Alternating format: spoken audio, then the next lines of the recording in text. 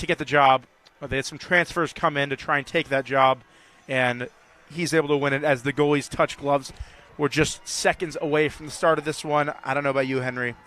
I'm very excited for this as we get going. So, immediately to start this game, we're going to come out for the face-off. St. Joseph's is going to be using Gavin Tygh, who is a graduate student for this team.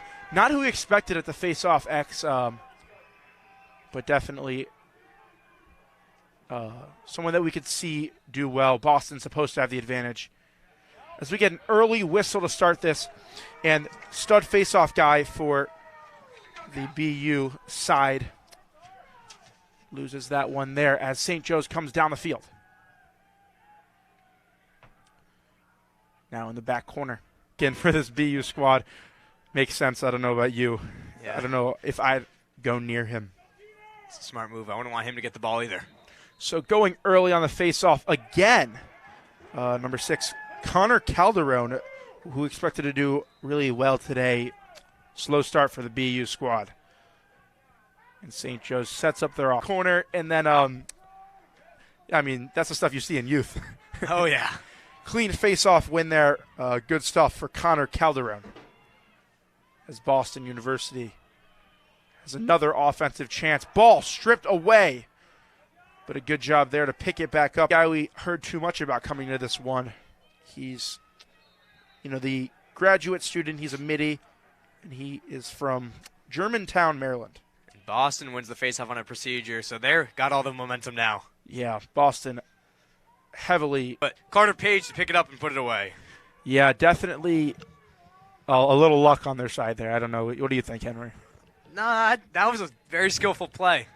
A little luck to get the ball to bounce right back to their stick, though. Oh, flag's going to fall. What are we going to get a flag for here? I don't know. There was a procedure on the face-off. So that's the college rule. I don't know if you know this. Too many procedures? The third procedure gets a 30-second technical penalty.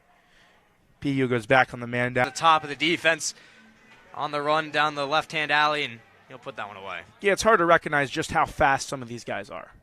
These shots, I mean, in the 100 miles an hour, I assume that one had to be at least 95 miles an hour. Yeah, that was fast.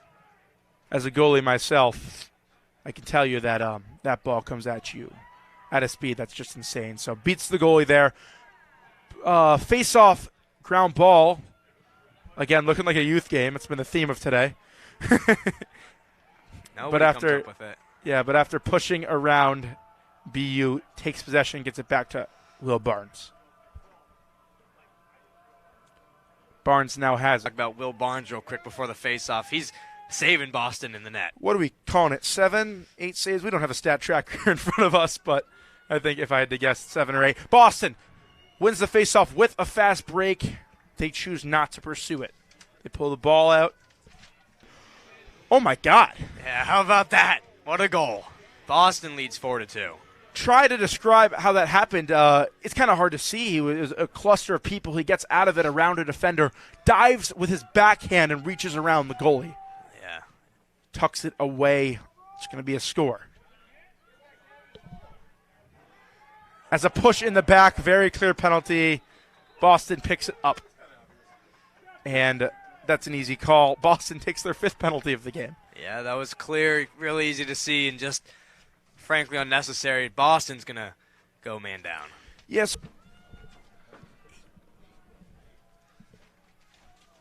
As we get going with another face-off. Going to be an early start from St. Joe's. Boston picks it back up. So they still lead 4-3. Yeah, Boston, I believe, winning the face-off game, and they certainly have all the momentum. The second quarter. As we're going to get set for another face-off. Boston, as we went on with this game, has done better and better. As we expected they'd win the face-off battle today. It's a big ground ball lost in the middle. Picked up by the St. Joe's squad. LSM steps in. They're going to call a timeout with 11:27 left to play in this second quarter. Gets by his guy just by enough and gets enough space to really wrap the one around the crease and get it in. Yeah, D'Alto, a special player there. Good help from Niedringhaus as well. As the face-off goes down, You haven't seen too much out of the keeper, Shane Ryan, today. He's had a little bit of a rough day for St. Joe's so far. Yes, certainly, and I know he's going to want that one back. Definitely. Niedringhaus holds it at the top. He's got his shorty matchup, playing at such a high level. Well, I think it gave me access to playing for some of the best coaches in the world, and it also gave me the opportunity to play against some pretty incredible players against some pretty incredible players. And the cool part about lacrosse, as things have progressed now, professional lacrosse players, a lot of them are college coaches. So there's a number of guys I played with in the pros and played against in the pros that are coaching college teams at this point, and some of those guys are, like Justin Terry, for example. Just that it has been a ton of hard work here so far. I just have one more question for you, Coach.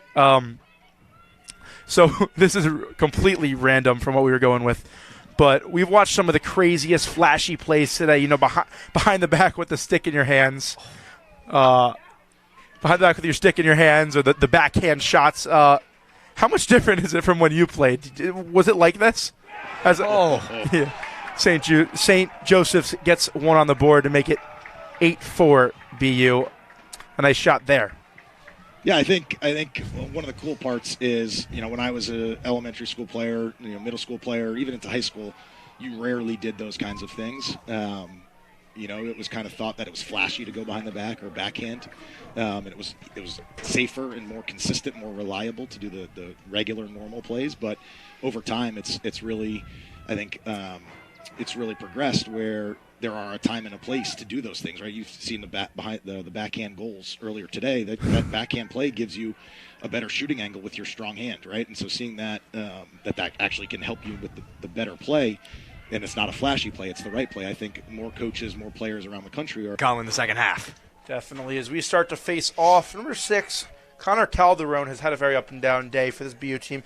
He got the first penalty, actually, with his third face-off violation to start there. So that wasn't the best for BU, but he loses that one clean. And number 7 for St. Joe's, Gavin Tygh does a good job. We didn't expect him to be their face-off guy. Might have been a last-second adjustment. Might have been something else, but now St. Joe's sets up their offense. 14:19 left to play in this third quarter. Procedure on Boston, so St. Joe's going to have the ball now.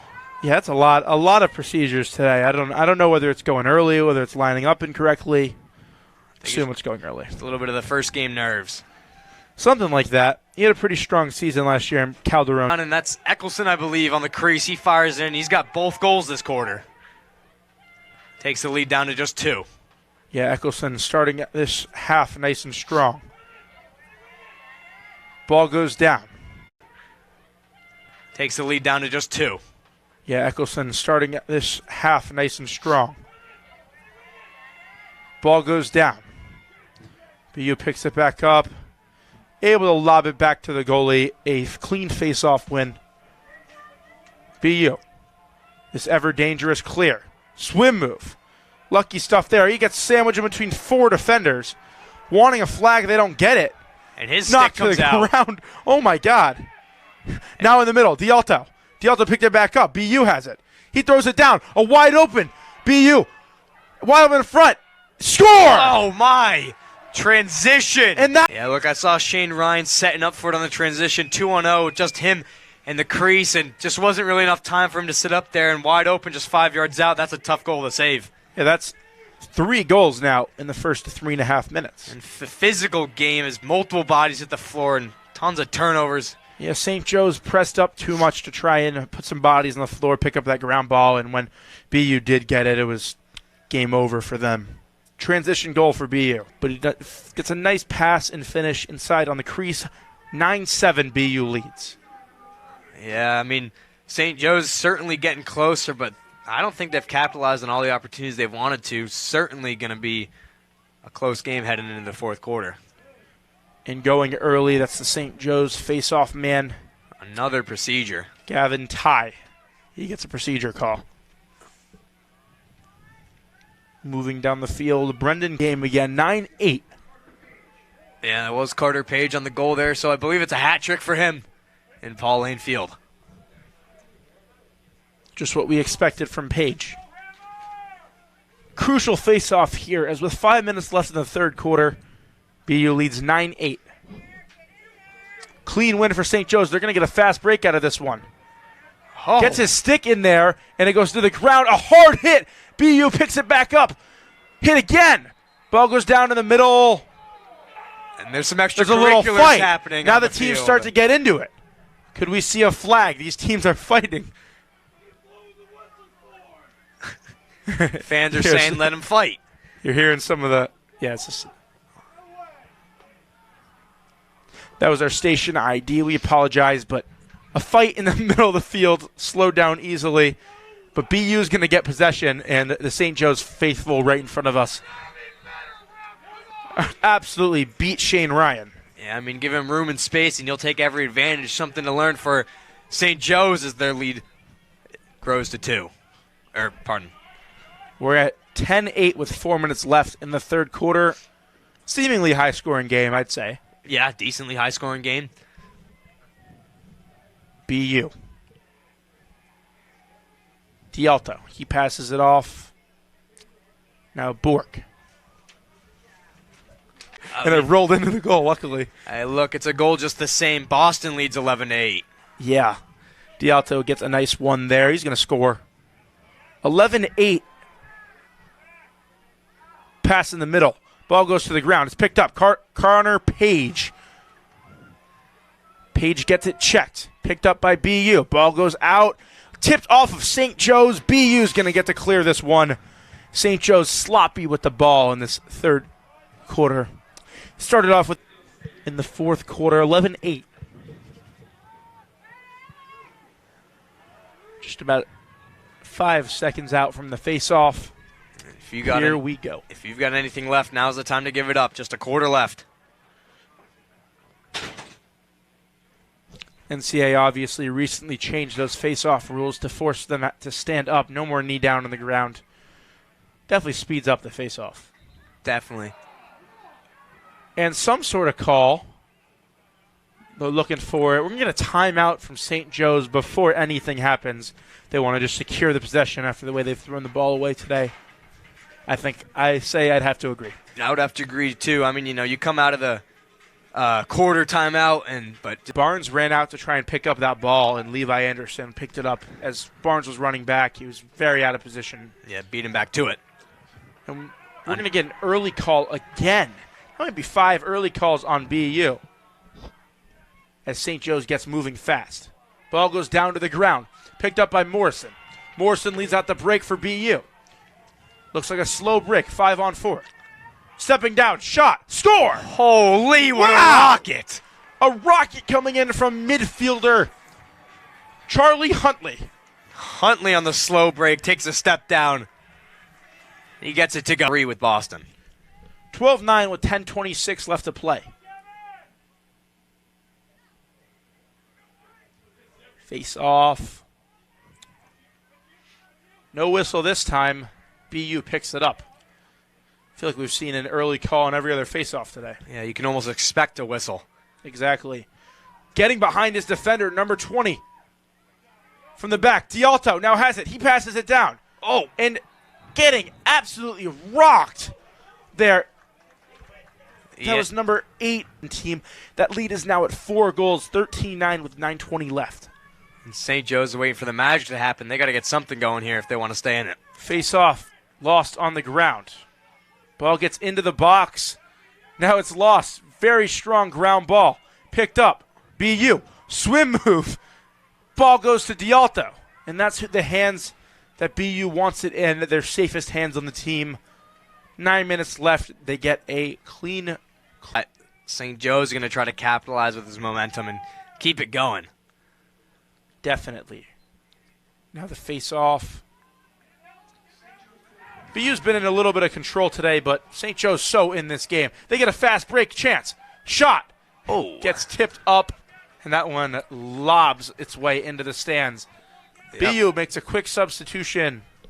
The Fogo drew. Especially without the face-off advantage. Winning these is so hard for them. And to get back in this game, they really need to win a face-off. Absolutely. This next face-off here is going to be huge. It's going to be very important here. If Boston can get this and set up, nicely on offense. You start to get into that panic mode for St. Joe's. People on the ground, collisions, bodies, and BU comes away with it. How about that? Great job there by